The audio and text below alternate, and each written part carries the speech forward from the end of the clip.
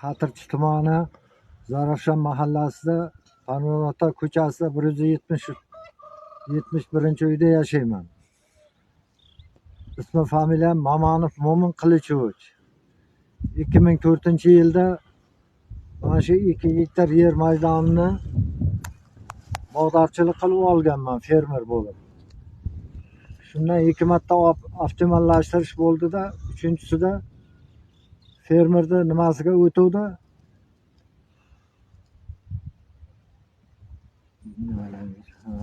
Mana shu 2 gektar bog'dan men bola chaqamni, 2 ta nogironni boqib yuruvdim.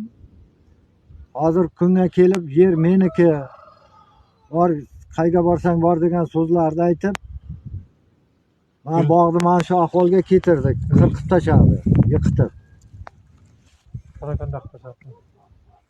Endi bu daraxtlar shu yil hosilga kirib, mana hosil berib yotuvdi.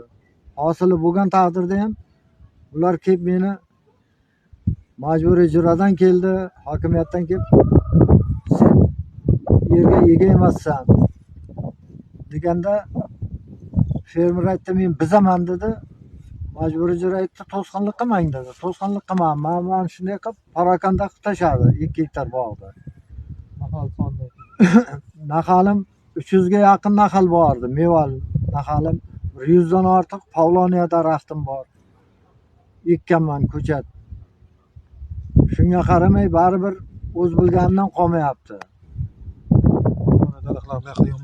Ularni ham bir so'rayotgan odam bo'lsa kerak, yuqorida vazirlikda ekologiyaga murojaat qilyapman shu uchun. Keyin bir menga yordam berishlarini so'rayman. Men boqimonda bo'lishdan ko'ra, mana shu yerda tirikchiligim shu yerdan o'taydi. Shuni orqasidan kun ko'rib yuruvdim.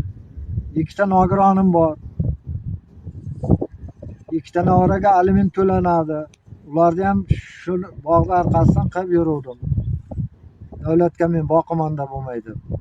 Ular quloq solmadi. Hozir kim tomonidan ruxsat berildi bu bog'larni kesgani, nima qilgani hozir? Chiqib ketasan debdi, menga aytaman.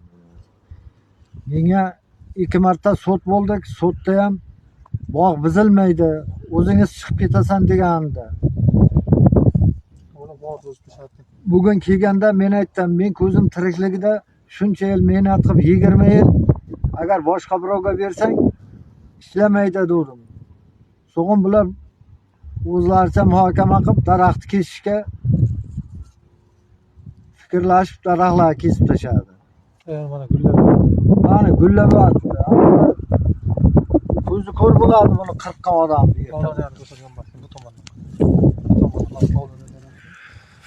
Yerda bir kun bularga javob bersa kerak.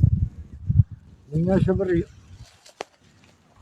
ekologiya boshliqlari bir yordam qilishlarini so'rayman.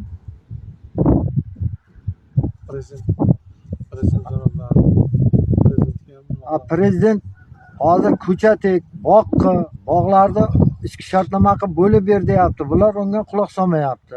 Nima qilishni o'zim ham bilmay qoldim. Hozir bu daraxtlarni ko'rib o'zimda yig'lagilam kelib ketyapti. Bitta daraxtni voyaga yetkazish, bitta bolani voyaga yetkazganday gap. Bular o'shani tushunmayapti.